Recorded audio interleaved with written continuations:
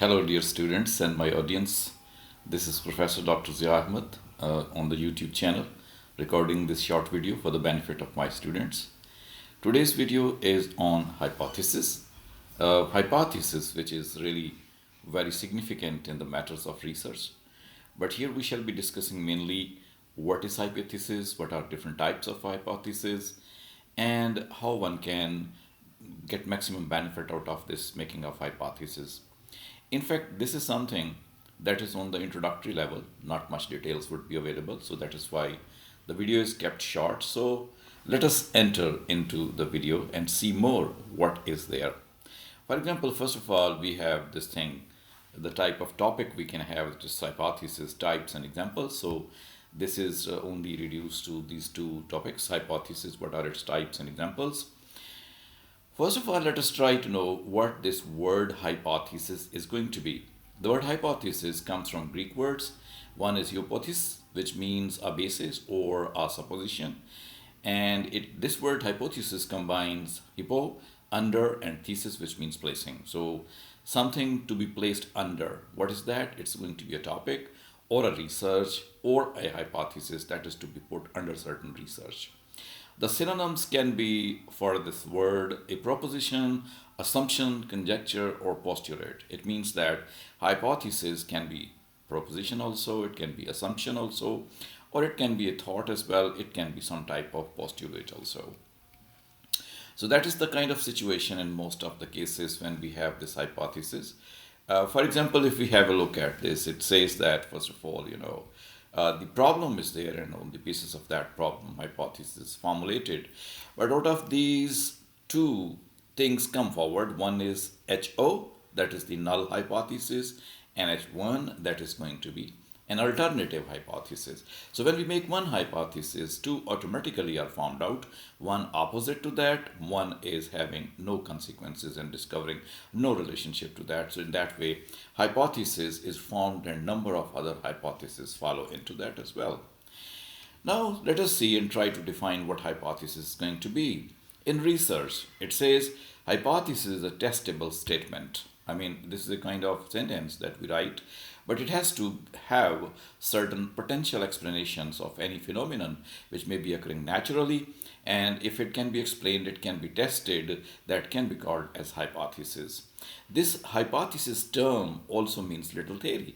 I mean, through this, the scientist or the researcher presents one theory, and later on in his research, he tries to test it. So therefore, hypothesis is a tentative explanation or statement that can be proven wrong and is used to guide experiments and empirical research. So hypothesis is tentative. It's not permanent. It's not fixed. It's a tentative explanation of something or some statement or some phenomenon that can be proved wrong as well, or that can be proved right as well. So hypothesis is, in fact, we can simulate by saying that it is an educated guess of the researcher when he has thought about so. Same is the case, little bit going further, that we can define this hypothesis on the scientific basis as well. And it says a hypothesis is a supposition or tentative explanation of a group or phenomena, facts or scientific inquiry that may be tested, verified, or answered by further investigation or methodological experiment. It's like scientific guess. It's an idea or prediction that scientists make before they do experiments. They use it to guess what might happen and then test it to see if they are right or wrong. It's like a smart guess that helps them learn new things. So now we are at a definition of hypothesis which is workable scientifically. According to this hypothesis, this is a statement, of course, this is a supposition, of course, but that is to be tested by devising a research plan in order to reach a certain results and the findings in order to conclude the statement whether it is right or it is wrong. However, certain devices can be used, certain methods can be used, or one can say that data collection can be made, and out of that data collection, analyses will also be conducted in order to reach and test whether the thing is right or wrong. So in that way, scientifically speaking, an experiment type of thing is conducted in order to find the validity, truthfulness, rightfulness of the statement which has been made. So in a way, we can say it's not only an educated guess, it is also a scientific guess, one can say. So hypothesis is something like that, and it is different from the question, though both of them try to aim on the same things, but the question is always in the format of question first of all, and later on statement is a kind of hypothesis, simple statement, not a question. But most of the time, it has been seen that in linguistic researches, people would prefer to use hypothesis. But in case of literature researches, most of the time it's the research question which is used. So in that way, this is a little bit of the introduction about this hypothesis thing. Not only this definition, but also we can have some of the characteristics of hypothesis. That it's not written in the shape of a question. It is to be tested in the real world whether it's to be right or wrong. And then the factors are to be determined which determine or make or try to make us understand what is the relationship between two factors or two variables. This hypothesis can be only of one kind. Either it can describe something or it can find out or form out the relationship between two things. It cannot go against the natural law, so that is why it has to be in accordance with the occurrence which happen naturally.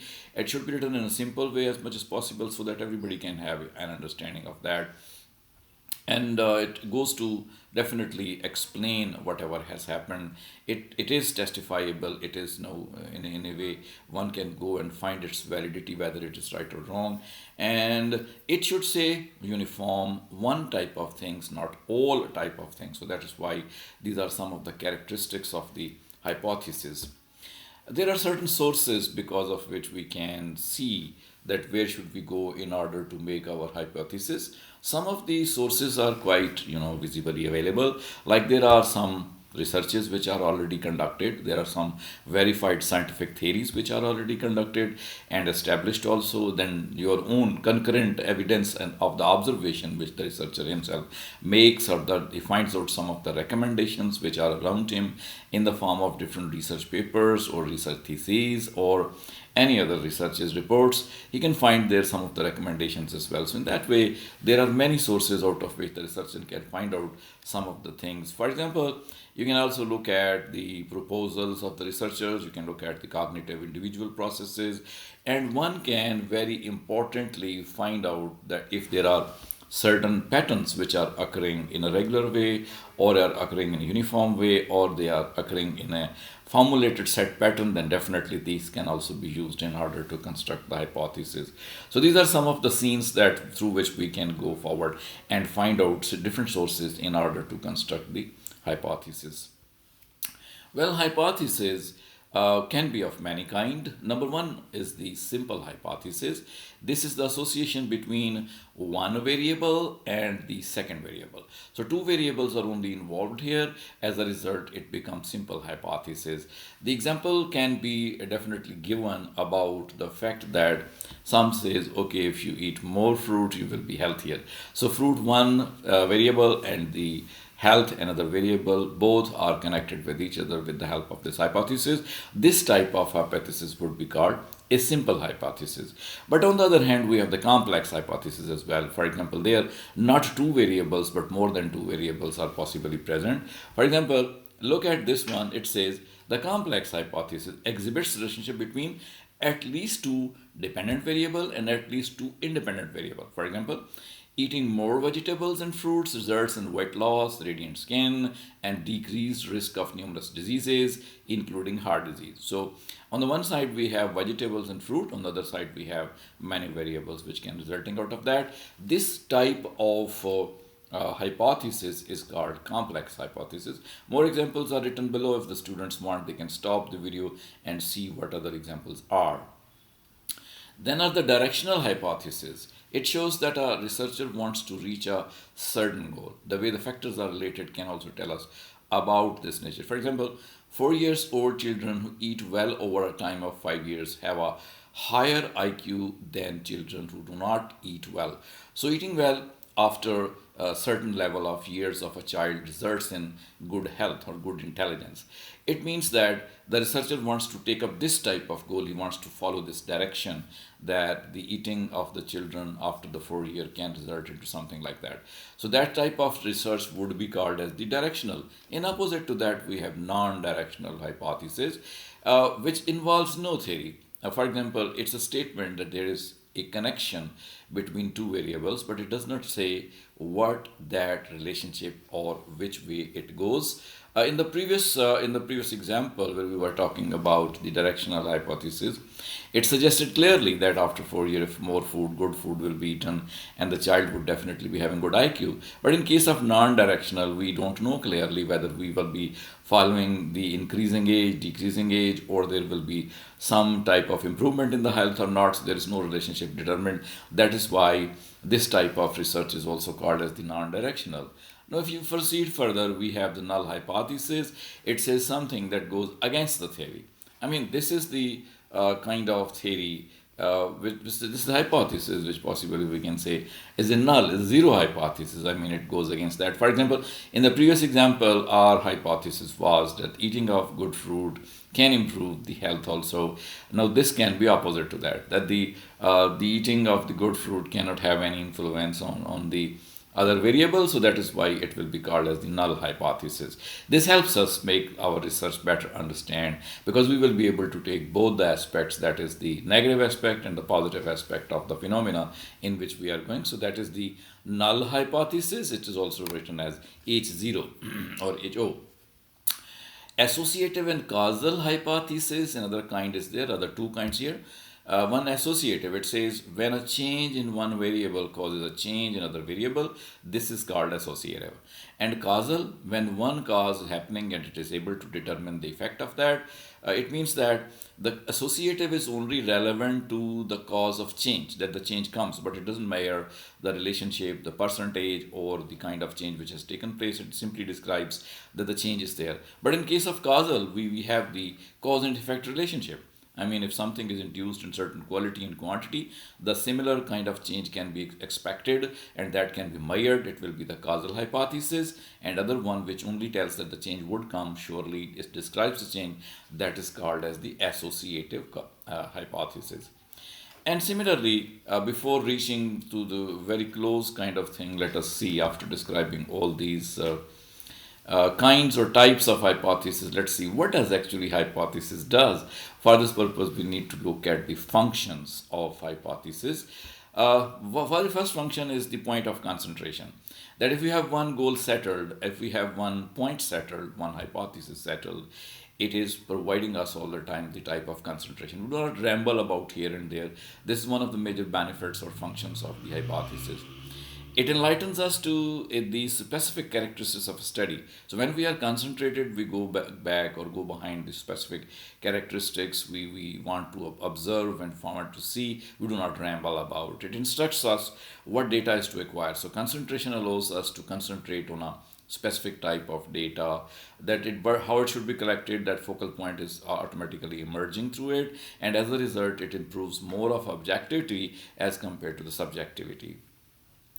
A hypothesis makes it possible for us to contribute to the development of the theory, and the last function would be, because this we are in a position to definitively determine what is true and what is untrue. So it makes us to define that how many things are right according to our perception or according to our hypothesis or not. So some of these functions go to let us know. They actually all combine on one point, that it's focused, it's concentrated, and as a result it's specific also. The hypothesis, the better the hypothesis, well constructed the hypothesis, and the type of hypothesis which is needed for the study, if we do so, definitely we can get better research results and findings also. In the same way, to reach the very close, let us see what are different points of the importance of hypothesis. Hypotheses as are the testable statements, so they enable the scientist to determine if there is predictions are accurate or not. Hypotheses also serve as the foundations for designing experiments. And in the same way, hypothesis third importance point will be, hypothesis holds scientists accountable for their assertions, that if scientist says something, he has to prove it or he has to reject it. And either way, he can be tested and tried also whether he did the right job or not. Hypothesis aids in identifying the most important variables of a study. So that hypothesis would definitely help us finding out of the many variables whether which one is the more important, which one is the less important. Hypothesis assists researchers in allocating their resources efficiently. So when one is able to find out the importance of the variables, the resources are allocated to that in an efficient way and better results are obtained. The testing of these hypotheses contributes to the scientific body of knowledge. Means therefore that the hypotheses definitely help us establishing theory and then establishing facts about that after conducting the experiment. So it increases our knowledge as well. This results in the creation of theories as well as more and more of the time a hypothesis is a little theory to be tested and tried. So more and more theories come forward, and as a result we are able to have it. Beyond scientific research, hypothesis plays a role in solution of the problem. So like any research matter, hypothesis also helps us find out the solutions of some of the problems that the researcher is finding out and is trying to evolve it, come out with some kind of solution. So this was all about hypothesis. In today's video, we have come to know about the introduction to hypothesis, definition, the importance of it, and the functions of different types of hypothesis also. The etymology of the word was also discussed for the benefit of the students. So hope so that everyone has liked it, everyone has got benefit. If so, do not fail to hit the subscribe button as well as the like button. If you want to comment somewhere, do so.